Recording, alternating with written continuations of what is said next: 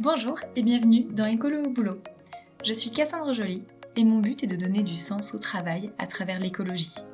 Ensemble, nous trouvons des idées, des astuces, de la motivation et de l'inspiration pour rendre son quotidien au travail plus écologique et se sentir utile.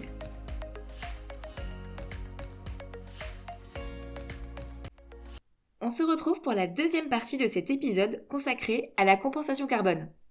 Si vous n'avez pas écouté la première partie, vous pouvez le faire tout de suite ou bien après cet épisode. C'est en fonction de ce que vous préférez. Dans la première partie, on avait défini avec Océane ce que c'est que la compensation carbone et comment ça fonctionne. Maintenant, on passe à l'interview d'Yves-Marie, qui travaille sur les sujets de compensation pour l'ONF. Donc, on va plonger au cœur de la forêt pour comprendre comment fonctionne exactement ce puits de carbone, comment les arbres stockent du carbone et comment on peut compter ça. Restez jusqu'à la fin. On commente ensuite l'interview avec Océane pour que vous repartiez avec les points les plus importants en tête. Et Yves-Marie nous explique aussi un petit peu sa démarche de salarié engagé pour la transition écologique. Je vous souhaite une bonne écoute. C'est parti!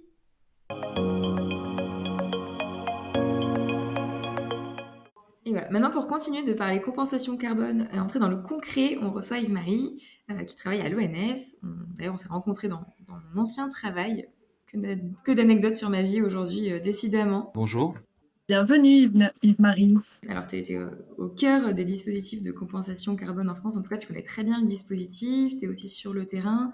Donc, voilà, je suis contente qu'on entre dans le concret pour parler de compensation carbone.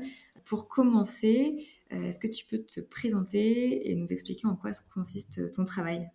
Oui, alors donc Yves-Marie Gardette, moi je travaille à l'Office national des forêts en région Auvergne-Rhône-Alpes, donc sur l'agence territoriale qui est basée à Bourg-en-Bresse, dans le département de l'Ain. Et donc je suis depuis 3-4 ans sur cette région, et avant j'ai travaillé à un temps à la direction générale sur des questions de bois-énergie, et auparavant j'étais à l'ONF International, donc j'étais sur le bureau d'études de l'ONF et je travaillais en Amérique latine. Et je travaillais notamment sur tous les projets qui concernaient la lutte contre le changement climatique, qui étaient mis en œuvre dans le cadre du protocole de Kyoto, donc qui pouvaient concerner des projets de reboisement, de lutte contre la déforestation. Donc c'était déjà des sujets, on va dire, carbone forestier, compensation, pour les États ou pour les entreprises au niveau international. Et puis, à présent, je m'occupe de la gestion forestière. Donc, l'ONF, on gère les forêts qui appartiennent à l'État et aux collectivités. Donc, mon travail aujourd'hui, ça consiste à à piloter des travaux d'études ou des travaux de reboisement, des travaux sylvicoles, et puis en lien avec les municipalités ou avec les entreprises. Et également, du coup, j'ai une casquette sur le carbone forestier, puisque l'État a mis en place récemment un nouveau dispositif, donc le label bas carbone. Donc je m'occupe aussi de ces dossiers un petit peu de financement carbone sur la région. Ok, et on va en parler. Pour commencer, entrer dans le sujet, je voudrais bien que tu puisses nous expliquer, que tu connais le sujet en plus de longue date, qui sont les acteurs autour des sujets de compensation, autant du côté des structures qui compensent que de ceux qui proposent des projets de compensation. Dans les acteurs autour de la compensation carbone, il y a on va dire des intermédiaires qui travaillent à la fois sur des projets forestiers ou sur des projets énergétiques. Dans le monde un petit peu de la compensation, les crédits carbone étaient principalement générés à l'extérieur du territoire national.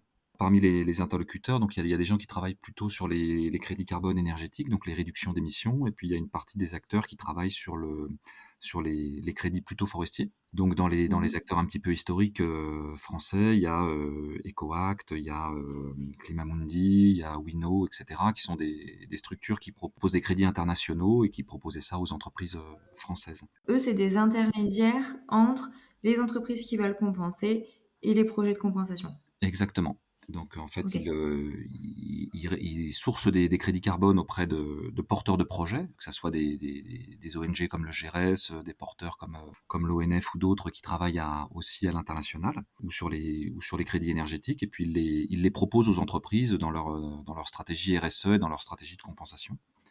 Et jusqu'à récemment, on n'avait pas la possibilité de générer des crédits carbone sur le territoire national, puisqu'il n'y avait pas de cadre réglementaire, de cadre législatif sur la partie compensation carbone nationale. Donc c'était la compensation se faisait à travers des crédits internationaux. Et depuis 2019, donc du coup, on a un dispositif qui permet de faire de la compensation en national. Et donc là, les acteurs, c'est un petit peu les mêmes. C'est les entreprises aussi. Dans les entreprises, on va trouver des entreprises qui veulent faire des actions en matière de RSE, qui sont très engagées dans la lutte contre le changement climatique, pour des questions de politique RSE interne, des questions de communication. Et puis on trouve aussi des entreprises qui vendent des produits, des biens et services et qui veulent les décarboner. Donc ça, c'est du côté des entreprises. Et puis du côté des porteurs de projets, on va dire des gens qui sont du côté de l'offre. En France, le label bas carbone au départ pour le moment, il est principalement concentré sur des projets forestiers, puisque c'est les premières méthodes qui ont été développées. Et donc, les acteurs, c'est les acteurs de la forêt française, le CRPF, le Centre national de la propriété forestière, qui travaille avec les propriétaires privés, l'Office national des forêts pour les propriétaires publics, et puis d'autres acteurs comme les coopératives forestières, les experts, etc. Ok, d'accord. Et alors, pour nous donner une idée, en France, aujourd'hui, en tout cas depuis 2019, même si c'est en train d'évoluer, la compensation carbone, elle se fait que sur les projets forestiers. Dans l'idée, ça veut dire qu'on sait combien de CO2 un arbre peut capter, enfin peut absorber. Je sais pas, c'est quoi le terme exact d'ailleurs qu'il faut utiliser? Alors, on parle d'absorption de CO2 ou de séquestration de carbone dans la biomasse. D'accord. On sait combien un arbre peut absorber de CO2. En fait, il y a des calculs assez simples, passés en fait d'un volume. Donc en forêt, on connaît bien les volumes de bois. On travaille plutôt en mètres cubes. Et donc, à partir des volumes, en fait, c'est assez simple de passer à la quantité de carbone qui est stockée dans l'écosystème. En fait, on passe par la densité des bois. Donc, en fait, dans un arbre, il y a toujours à peu près 50% de carbone. On va dire que c'est le ratio moyen dans la structure ligneuse de l'arbre. Il y a toujours 50% de la masse sèche qui est constituée par du carbone. Donc, pour savoir combien il y a de carbone dans un arbre ou dans un écosystème, il faut regarder la masse de l'arbre. Donc, on connaît les densités des arbres, qui sont plus ou moins élevées. Il y a des arbres qui ont des fortes densités, qui sont lourds, comme le chêne, le hêtre, etc., les feuillus. Puis, il y a des arbres qui sont un peu moins lourds, comme les résineux, voire pas très lourds, comme les peupliers.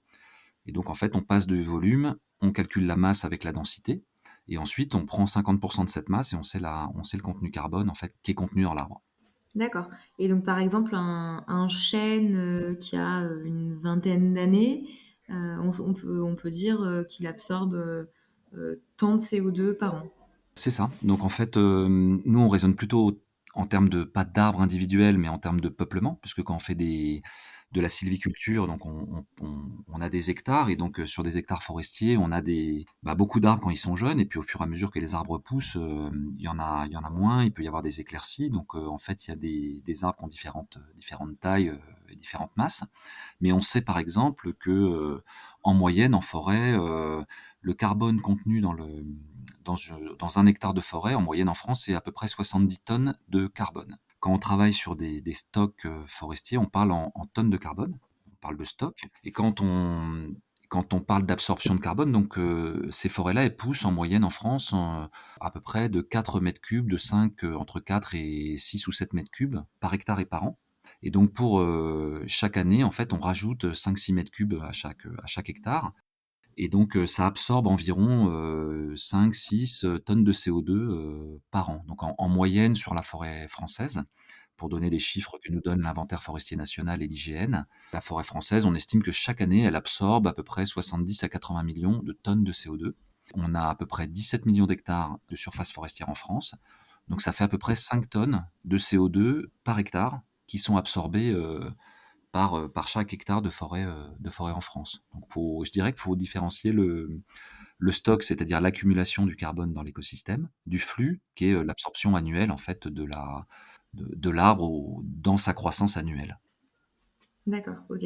Donc, par exemple, si moi, mon empreinte carbone individuelle, c'est 5 tonnes, ça veut dire que annuellement, c'est 1 hectare de forêt qui absorbe mes émissions. Et Exactement. après, ça rentre dans un stock. C'est ça.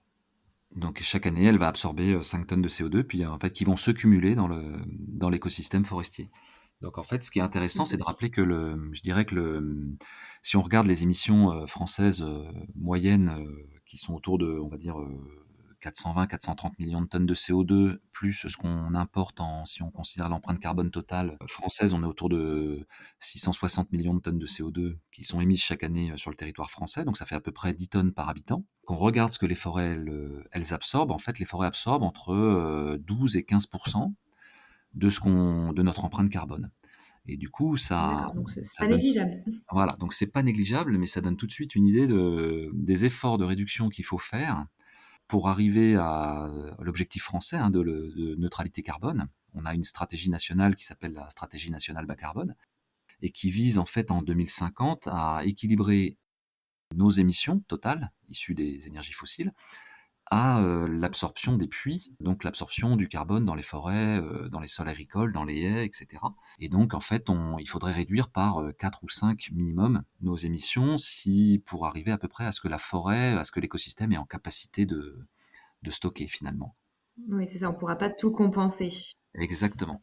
C'est une solution, ça nous aide, mais c'est pas la solution miracle qui permettra de continuer sur nos modes de vie très, très dépensiers, entre guillemets, en termes de CO2, quoi. Mm, mm. Tu nous as parlé que c'est la densité des arbres, des mètres cubes d'arbres qui absorbent du CO2. Est-ce que dans l'écosystème forestier, il n'y a que les arbres enfin, il y a que les troncs vraiment qui absorbent, ou est-ce qu'il y a d'autres choses qu'on trouve dans les forêts qui contribuent à absorber le carbone? Est-ce qu'un arbre n'importe où dans une forêt, c'est valable à une autre forêt, à part les types d'essences qu'on va trouver? Oui, alors en fait, dans la forêt, en fait, la moitié du carbone est contenu dans ce qu'on appelle la biomasse aérienne. Enfin, voilà, la biomasse aérienne et racinaire, la biomasse des arbres. Donc dans les troncs, dans les branches, dans les feuilles et dans les racines. Donc ça fait à peu près la moitié. Il y a une partie qui est contenue dans la litière, donc le carbone qui est dans les feuilles, etc. En fait, il tombe au sol régulièrement et ensuite il est décomposé par des bactéries, des enzymes, des champignons, etc. Et ensuite il intègre le sol. Donc on a un peu de carbone dans la litière, on a du carbone aussi dans les bois morts. Il n'y a pas que dans les bois vivants, hein. Dans le bois qui reste au sol, il reste du carbone. Et ensuite, il y a l'autre moitié du carbone qui est contenu dans le sol, donc il s'accumule dans le sol forestier. Et donc on estime que, je parlais de 70 tonnes de carbone dans la forêt en moyenne en France. Alors quand je dis 70 tonnes, ça veut dire que dans les forêts de Méditerranée où il y a moins de biomasse, c'est des forêts plus petites, il y a environ 30-40 tonnes de carbone par hectare. Et puis dans les forêts, on va dire, du Grand Est, dans les Vosges, etc., il va y avoir 80-90 tonnes. En moyenne, ça fait 70 tonnes. Et on a à peu près la même chose dans le sol, à peu près 70 tonnes de carbone contenu dans le sol. Donc on est à peu près à moitié-moitié en termes de stock. Ok. Et est-ce que dans la gestion de la forêt, on peut favoriser plus d'absorption de CO2 ou peu importe? On peut, ouais, on peut. C'est-à-dire que comme on sait que la quantité de carbone est directement corrélée avec la masse des arbres, en fait, il peut y avoir en fait, en général, quand on fait de la gestion forestière, on fait de la gestion multifonctionnelle et durable. On prend en compte en forêt un petit peu l'ensemble des besoins de la société, c'est-à-dire arriver à produire du bois, donc faire de la sylviculture de production. Quand on produit du bois, on a envie que les arbres poussent assez rapidement. On a des modèles, on va dire, de sylviculture un petit peu dynamiques en fonction de la fertilité des sols. Mais en fait, il faut prendre en compte d'autres critères. Les forêts aussi, il y a beaucoup de biodiversité dans les forêts françaises. Il y a des espèces assez emblématiques qui ne vivent qu'en forêt, le grand tétras, la cigogne noire. Il y a beaucoup de chauves-souris, il y a beaucoup d'insectes, coléoptères, etc., d'oiseaux. Donc en fait, il faut prendre en compte ces notions de protection. On a des aspects qui concernent les besoins sociaux d'usage de la forêt, donc qui peuvent être très variés entre les chasseurs qui veulent voilà, chasser des animaux dans la forêt, entre les gens qui veulent faire du VTT, se promener le week-end, ramasser des champignons, faire du quad. Et donc en fait, tous ces besoins sociaux autour de la forêt, il faut les intégrer. Donc en fait, les modèles, il y a la protection de l'eau aussi qui est importante. Donc en fait, dans ces modèles de gestion, on va essayer de faire au mieux pour assurer un petit peu toutes les fonctions. Fonction de protection, fonction d'accueil du public, fonction de production pour produire du bois pour la société, pour du bois énergie, pour faire des emballages, pour faire du bois d'œuvre, des charpentes, etc. Et donc la notion de carbone, elle rentre dans cette équation-là, c'est-à-dire qu'il faut on essaye que les forêts gardent un volume à peu près équivalent, donc de maintenir le stock, de maintenir le stock de carbone dans la forêt, donc de ne prélever que ce que la forêt est capable de faire pousser, entre guillemets, c'est-à-dire de ne récolter que l'accroissement ou que la capacité de la forêt. Si on récolte trop, on va décapitaliser la forêt, on va baisser le stock de carbone et le volume de bois. Et voilà, et si on récolte pas assez, il va y avoir du stockage dans la forêt.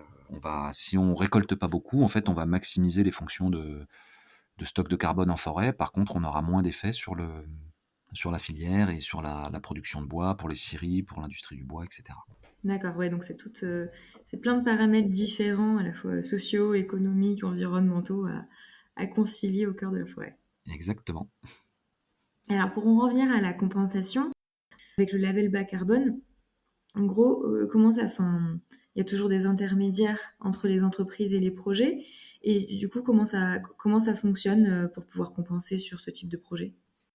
Alors, il y a pas toujours des intermédiaires. En fait, il y a des porteurs de projets qui sont on va dire des sylviculteurs, hein, comme le CRPF, les propriétaires forestiers privés ou l'ONF. Et nous, on peut être amené en contact directement avec les entreprises. D'accord. Donc on travaille par exemple à l'ONF avec des entreprises comme l'Occitane, la fédération de tennis. On travaille avec une start-up qui s'appelle Wino, qui fait des boîtiers pour mesurer l'empreinte carbone des véhicules. On travaille avec différentes structures en fait en direct. Et on peut aussi travailler avec des intermédiaires, entre guillemets, c'est-à-dire des entreprises qui sont spécialisées dans le domaine et qui vont demander à l'ONF des projets de compensation, enfin des projets, des tonnes de CO2 du label bas carbone, pour ensuite les proposer à leurs clients. Donc ça peut être les deux. Je dirais que aussi, ce qui est important à comprendre, c'est que pour les propriétaires forestiers, en fait, la forêt, elle rend beaucoup de services environnementaux qui sont reconnus de tous et appréciés de tous, hein, je pense sans trop de discussion. On sait que la forêt protège la ressource en eau, protège la biodiversité. On sait que la forêt, on peut aller s'y balader, etc. Elle stocke du carbone, donc elle a plein d'intérêts, mais en fait le propriétaire, lui, souvent les revenus qu'il peut tirer de sa forêt sont assez limités. Si on veut gagner un peu d'argent quand on est propriétaire forestier, soit il faut vendre du bois, soit éventuellement il peut y avoir un peu de revenus liés à la chasse dans certaines forêts. Donc il y a des droits de chasse, mais tous les autres services qui sont rendus par la forêt en fait ne donnent pas lieu à une rémunération. On va se promener dans la forêt, nous on a des millions de visiteurs chaque année dans nos forêts. Les gens qui se promènent en forêt ne payent pas pour ce service, quoi. Il n'y a pas un petit péage à l'entrée, où on met 1 ou 2 euros C'est pour pas Walt Disney. contribuer. Voilà, c'est pas comme ça. On a des zones de captage en forêt qui évitent d'avoir de faire du traitement des eaux. Je pense notamment au modèle qu'on a aussi sur la forêt du Pilat, autour de la ville de Saint-Étienne, qui est assez exemplaire. Et donc, il y a toutes les zones de captage d'alimentation de la ville qui sont situées en forêt, donc où il n'y a pas besoin d'aller faire du traitement spécifique, mais il n'y a pas vraiment de rémunération non plus pour le propriétaire sur ces enjeux-là. Et puis, idem pour la protection de la biodiversité, quoi. Sauf, donc en fait, le fait de pouvoir avoir des dispositifs qui vont aider le propriétaire à faire des travaux, à entretenir sa forêt ou à reboiser, sont intéressants, et c'est dans ce cadre-là que s'inscrit un petit peu le label bas carbone. L'idée du label bas carbone, c'était de dire, c'est face au dépérissement qu'on constate actuellement en forêt française. On a vraiment des problèmes sanitaires avec des arbres qui sont en train de subir de plein fouet le contre-coup de la sécheresse, du manque d'eau, notamment dans le Grand Est, en Bourgogne-Franche-Comté, même en région parisienne, dans le nord de la région Auvergne-Rhône-Alpes. On a des tas de problèmes sur les épicéas, sur les sapins, etc. Et les arbres sont en train de dépérir parce que en fait, ils n'arrivent pas à s'adapter assez rapidement au changement climatique.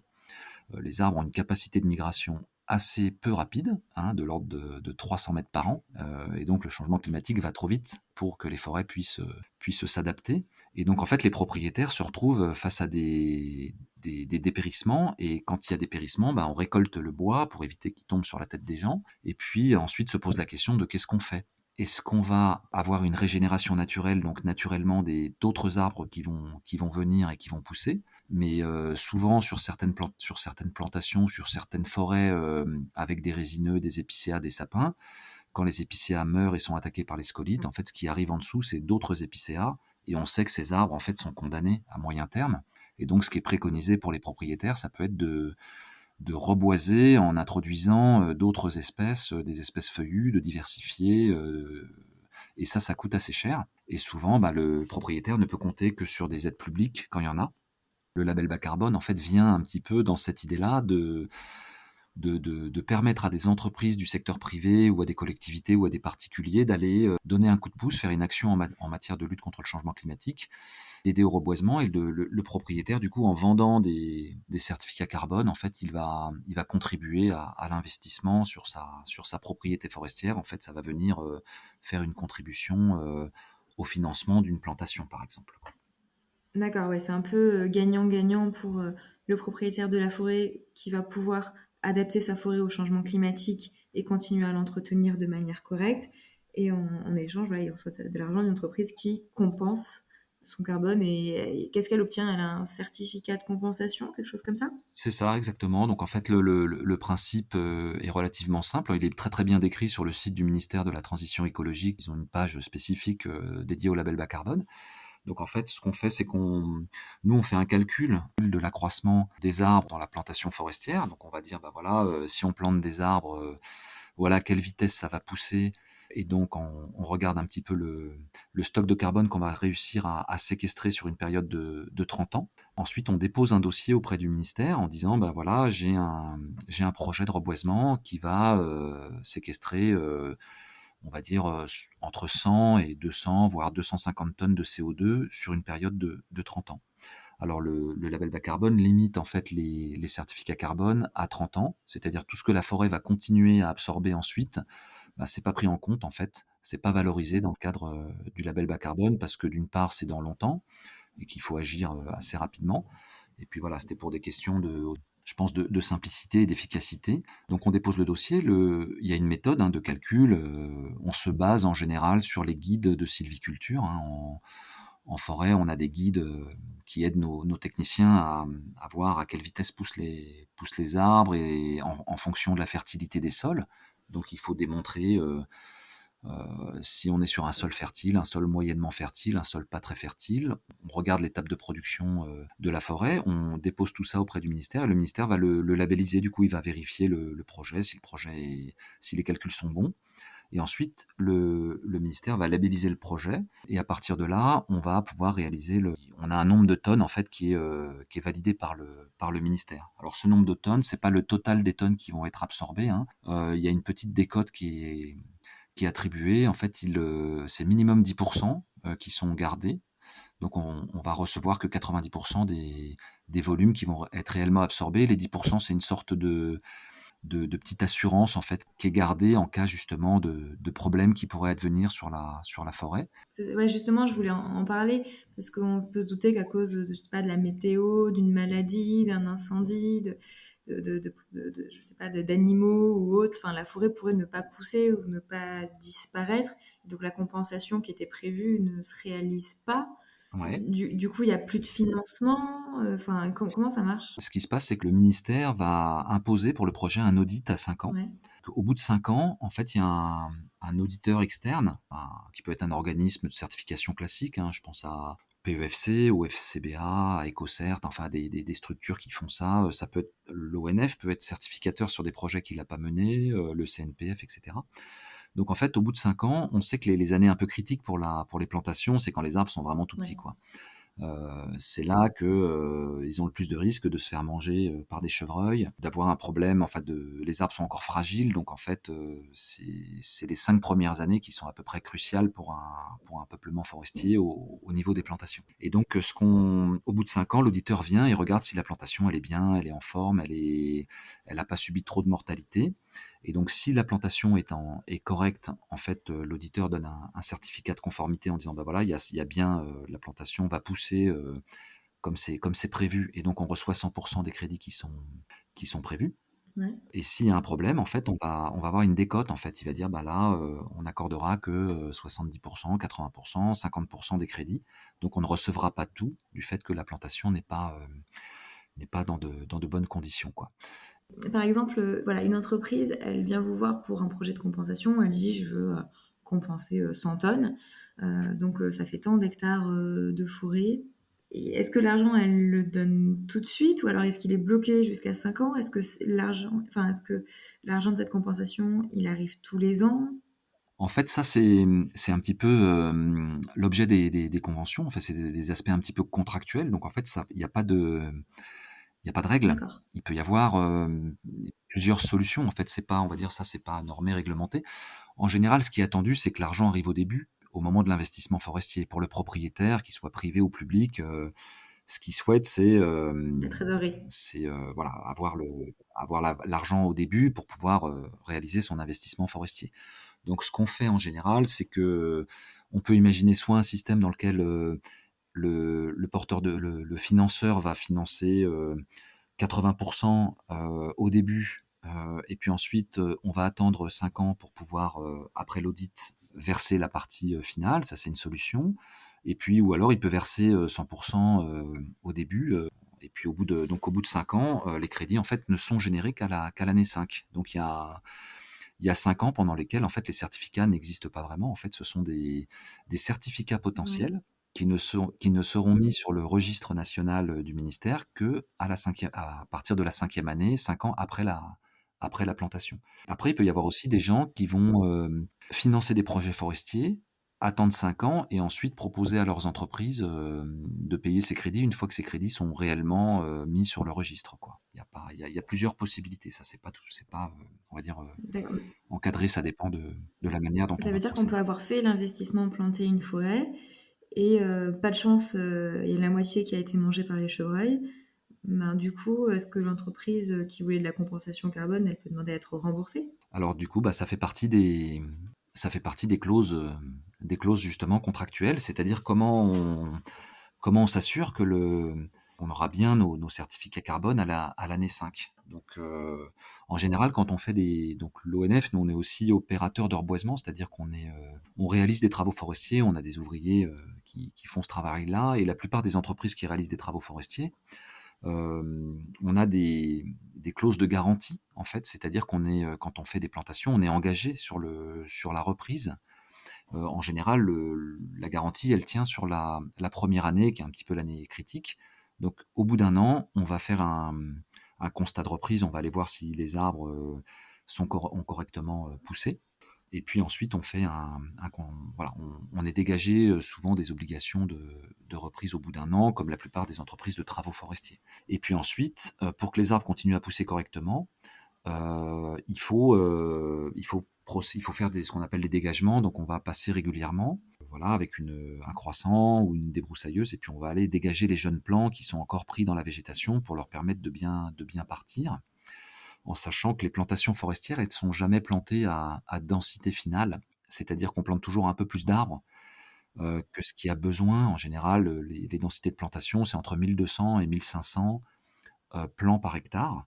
Et en fait, le label bas carbone nous demande à ce qu'il y ait, au bout de 5 ans, au moins 900 plants vivants pour dire que c'est bon. Voilà, parce qu'on sait qu'il y a toujours un petit peu de Ouais. perte hein, sur des plantations. C'est pas comme les plantations de haies sur lesquelles tu as œuvré également, ou les plantations il y a que le peuplier où on fait des densités finales, c'est-à-dire on plante les arbres exactement à l'endroit où ils doivent être, et puis en fait, il faut que tous les arbres soient garantis. Sur des plantations forestières, on accepte une part de perte, les calculs sont faits, en fait, les calculs d'accroissement sont faits en intégrant cette part de perte-là. D'accord. Donc après, souvent, le propriétaire s'engage à dégager, à faire les travaux qui vont permettre à la plantation d'arriver à 5 ans. Puis s'il y a beaucoup de gibier, et ben en fait, il faut préconiser des protections. Donc si on sait qu'on est dans une zone à gibier, ben en fait, on va préconiser dans l'investissement, on va dire bah voilà, ça serait bien de mettre des protections anti-gibier. Le gibier, on a nos prédateurs naturels que sont le loup et le lynx sur le chevreuil sont assez peu présents malheureusement dans les écosystèmes forestiers, et donc en fait on a plus ces régulations naturelles, et donc en fait on a du dégât sur les jeunes plantations, donc il faut protéger les plants s'il y a des risques de dégâts de gibier. Ok. Je me demandais aussi si vous avez une communication particulière envers les entreprises qui compensent quand elles vous contactent ou tout le long du projet. Oui, en fait, c'est très important, je pense, de bien discuter avec les entreprises pour bien qu'elles comprennent dans quel cadre elles peuvent intervenir et le type de communication qu'elles peuvent faire. En fait, quand on veut aider des propriétaires forestiers à reboiser et faire une bonne action pour le climat, on peut rentrer dans ce dispositif du label bas carbone, mais c'est pas le seul dispositif qui existe. Il est possible aussi de faire des parrainages, de dire voilà, moi je vous propose je vous donne de l'argent, vous reboisez sans contrepartie, c'est-à-dire sans espérer avoir des crédits carbone, etc. Donc c'est un autre dispositif qui existe. On a aussi la possibilité de faire du mécénat. Les projets de reboisement sur les forêts publiques sont considérés comme des projets d'intérêt général. Donc on a à l'ONF un fonds de dotation, en fait, un fonds de mécénat. Et donc les entreprises peuvent verser de l'argent dans ce fonds de mécénat et avoir des rescrits fiscaux. Et donc ça permet de contribuer à faire des projets de reboisement dans la forêt domaniale qui appartient à l'État ou dans les forêts communales. Donc en fait, il y a plusieurs possibilités. Et en fait, ça dépend de ce que l'entreprise souhaite réellement souhaite faire en fait. Ouais, si elle veut absolument un certificat de compensation carbone, ou si elle veut juste participer à un projet qui aura de multiples bénéfices, dont la compensation, mais sans avoir de certificat. Voilà, donc si elle veut simplement participer en disant bah non, mais moi ce qui m'intéresse c'est simplement de communiquer, on va lui dire bah voilà, votre projet il a des rôles bénéfiques sur la biodiversité, sur l'eau et sur le captage du CO2. On va donner mais c'est pas de la compensation. On parle pas là, on peut pas parler de compensation à ce moment-là, puisqu'il n'y a pas de certificats qui sont générés formellement, etc. Et on peut pas non plus faire du label bas carbone, avoir un certificat et faire du mécénat. C'est deux dispositifs en fait qui sont. Quand on fait du mécénat, on n'est pas censé avoir une contrepartie.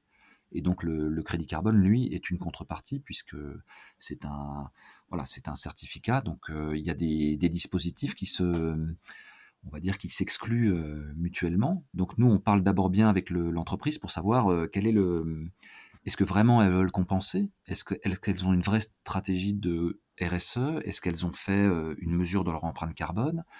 Est-ce qu'elles ont mis en place des réductions effectives de leur empreinte carbone? Et est-ce qu'elles sont dans une recherche de compensation pour compenser leurs émissions résiduelles? Ou est-ce qu'en fait, elles souhaitent simplement faire une contribution climatique et faire une bonne action, auquel cas, c'est pas forcément la peine de s'engager dans des dispositifs du label bas carbone. On peut faire la même chose avec un système de parrainage ou un système de mécénat. Donc, de manière anecdotique, je vais raconter on travaille par exemple avec le club de rugby de la ville d'Oyonnax, qui est en Pro D2 pour le moment. Très bonne équipe. Et donc, le club de rugby, voilà, très bonne équipe, n'est-ce pas?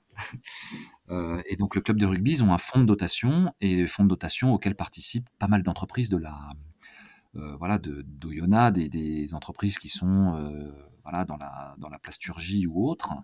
On travaille aussi avec Fermob, par exemple, qui est une entreprise aussi du territoire qui est partenaire du club de rugby. Et en fait, le club de rugby, du coup, nous donne on a un partenariat avec eux, ils financent des projets de reboisement au travers de ces entreprises-là, voilà, qui ne donnent pas lieu à de la compensation carbone. C'est simplement des actions de parrainage et de communication. Mais c'est trop bien, je savais pas que ça existait, ouais, les clubs de rugby qui parrainent des forêts.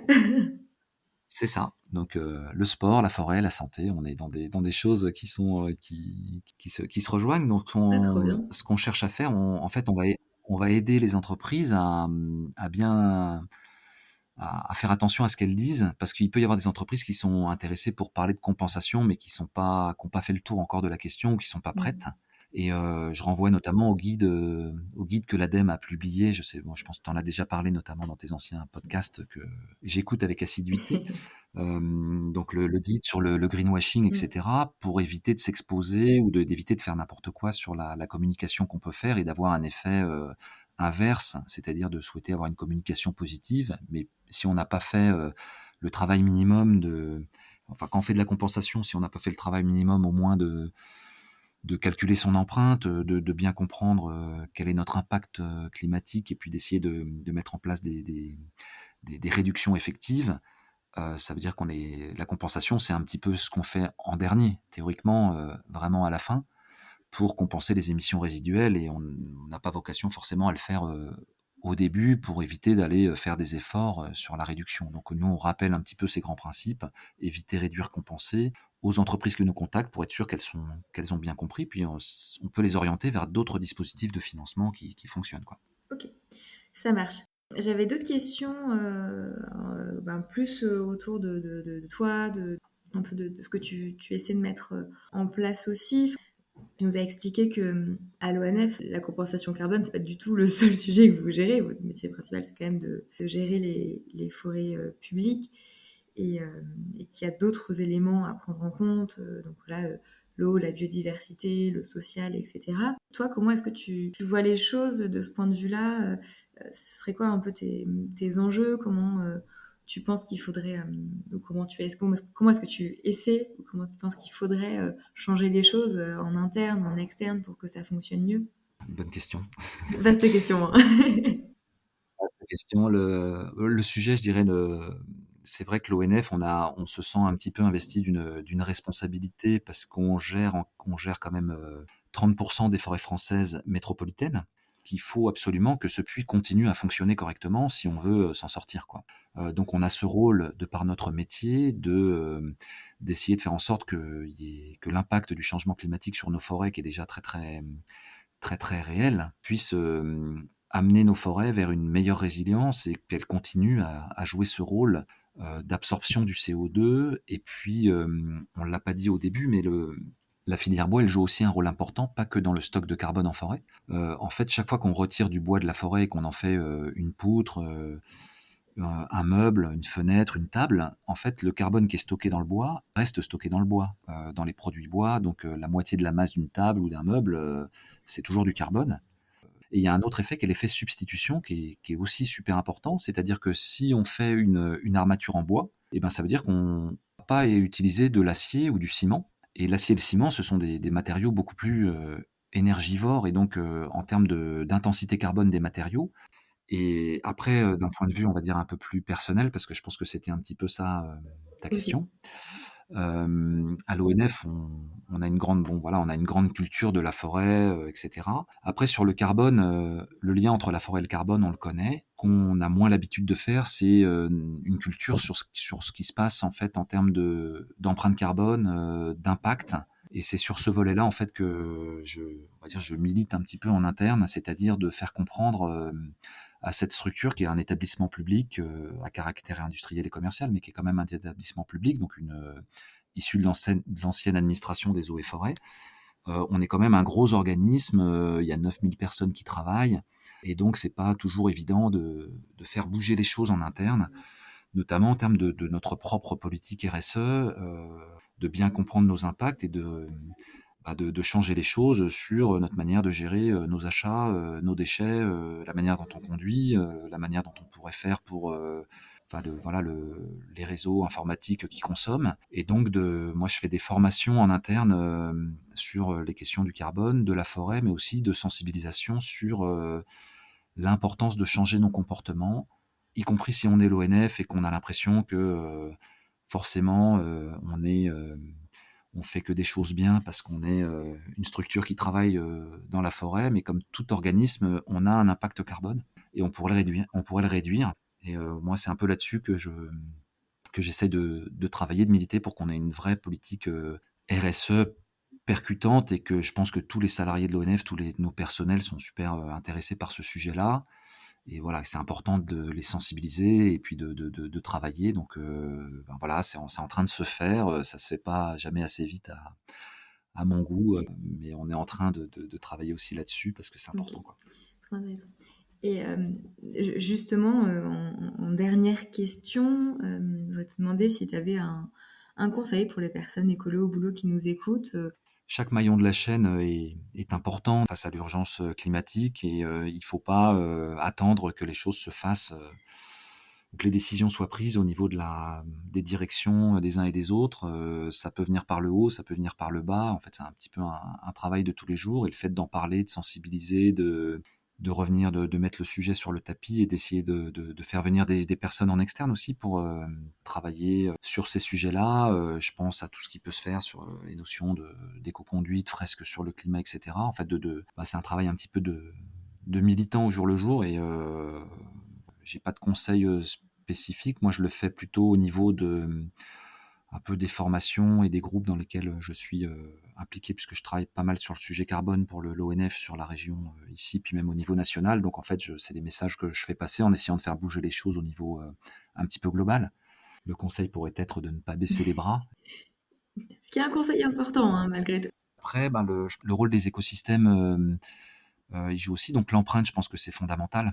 L'empreinte carbone, c'est-à-dire ben, c'est baisser nos émissions. Après, les arbres ont des rôles à jouer et en fait, des arbres, on peut en mettre partout, quoi. Faut se rendre compte que c'est quand même un outil extrêmement peu coûteux et extrêmement efficace en termes de séquestration de carbone. Et en fait, dans son jardin, on peut planter des arbres, on peut faire aussi des fauches tardives, favoriser la biodiversité, les insectes, etc. On peut mettre des arbres dans les haies, on peut mettre des arbres en intraparcellaire, dans des cultures, dans les vignes. Quand je vois moi j'habite dans le Beaujolais, donc j'ai des domaines viticoles où il y a très très peu d'arbres. Et en fait, il y a des tas de choses à faire. On pourrait en mettre partout. Ça fait des trames vertes. Donc, c'est de se dire qu'on a là un outil à disposition. Même en ville, hein, on travaille avec les collectivités sur le fait de remettre de l'arbre en ville, d'aller casser un peu de bitume dans les écoles ou ailleurs pour remettre de la végétation. Et en fait, c'est pas forcément des contraintes. On voit souvent le côté contrainte de l'arbre, mais l'arbre, il peut aussi. Il y a des arbres qui sont petits, il y a des arbres qui sont grands, il y a des arbres qui peuvent se tailler. On peut faire des trognes dans les milieux paysans. Donc en fait, on a des choses qui peuvent aller capter du CO2, favoriser la biodiversité dont on a à disposition. Si dans votre entreprise, vous avez des espaces verts, une terrasse sur laquelle vous pouvez mettre un arbre dans un pot, ben, allez-y, quoi. Mettez des arbres. On peut mettre de nouveaux arbres, mais il y a la gestion Mm. de l'existant qu'il suffit de gérer. Ça coûte souvent moins cher d'aller bien gérer un espace forestier qui existe déjà et de l'accompagner, surtout s'il commence à être affecté par le changement climatique. À l'ONF, on a un département de recherche qui travaille avec l'INRA, avec d'autres organismes sur notamment quels seront les climats de demain et quelles sont les essences qui sont plus ou moins adaptées à ce qu'on peut faire. Ok, bah écoute, super. Merci beaucoup pour tout ce que tu nous as présenté, pour la sagesse de ce conseil de conclusion. Il y a des salariés dans les entreprises qui nous écoutent, qui ont des questions, comment ils peuvent te contacter ou contacter l'ONF? En fonction de la région dans laquelle on se trouve, sur le site internet de l'ONF, on trouve les contacts de l'ensemble des agences. Et puis après, moi, pour me contacter, on peut me contacter par mail sur mon adresse ONF. Je peux la mettre en description de l'épisode si tu es d'accord. Je suis d'accord. Donc sur des questions, on va dire sur des sujets spécifiques. Bon, moi je travaille principalement sur la région Auvergne-Rhône-Alpes, mais bon, je peux répondre à d'autres questions dans la mesure de ma disponibilité ou mettre en relation avec les bonnes personnes sur d'autres secteurs, avec mes homologues. Ok, bah écoute, super. Merci beaucoup. Merci à toi. Je voulais te remercier pour l'invitation à participer à ce podcast. Et, moi, je me suis mis à écouter ça assez tôt, au moment où tu as lancé ça, et je trouve ça super bien. J'étais assez admiratif du travail que tu pouvais faire et de ton engouement sur le sujet. Et je pense que c'est comme ça qu'on arrivera à faire bouger les choses. Donc, je voulais te féliciter aussi. Ouais, merci, merci beaucoup pour ces félicitations. Bah, voilà, l'idée, c'est qu'il y ait de plus en plus de personnes comme toi et qui s'engagent sur ces sujets. Tu l'as dit, hein, il suffit parfois d'en parler autour de soi pour que ça commence à bouger. Exactement. Allez, à bientôt. À bientôt.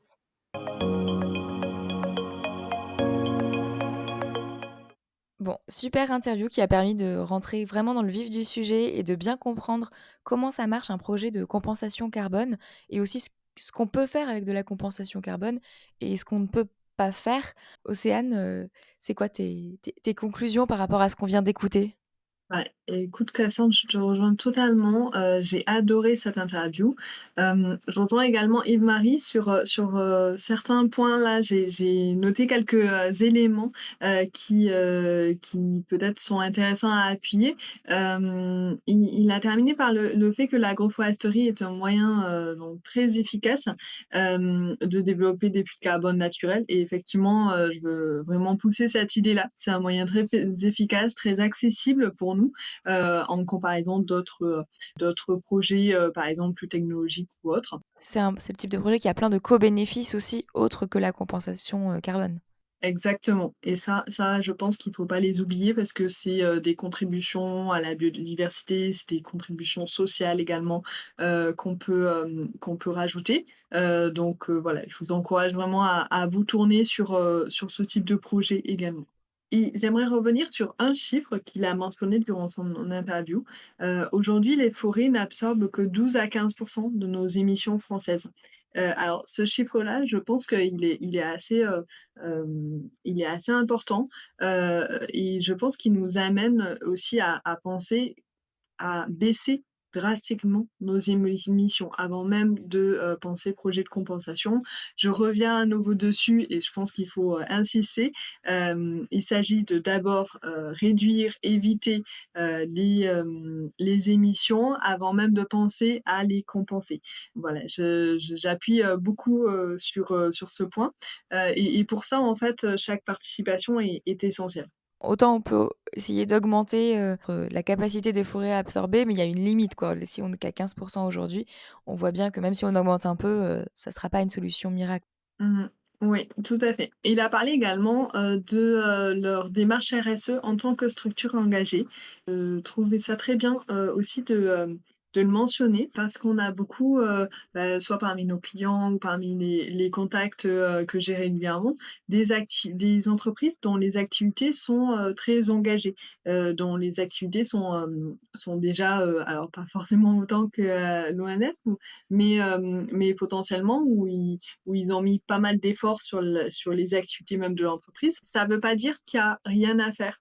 Ça ne veut pas dire que parce qu'on est une activité, engagée, une entreprise engagée, que, il y a pas besoin de démarche RSE.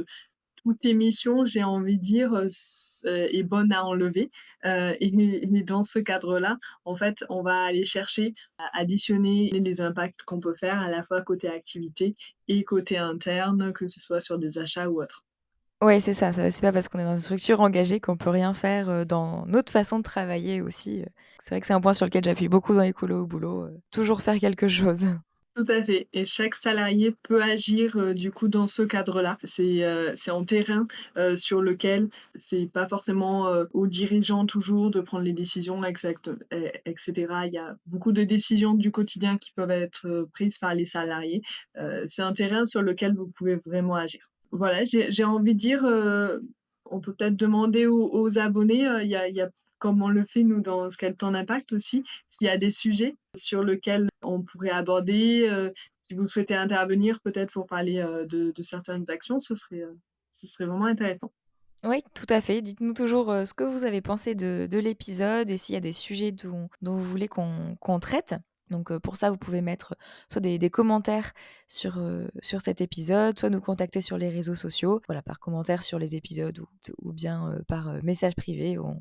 On vous répondra et on répondra à votre demande. Génial, super. J'ai hâte de savoir, quel sera le prochain sujet qu'on va traiter. Oui, c'est ça, c'est encore un mystère aujourd'hui. Exactement. Merci beaucoup pour votre écoute et à bientôt. Merci. Au revoir.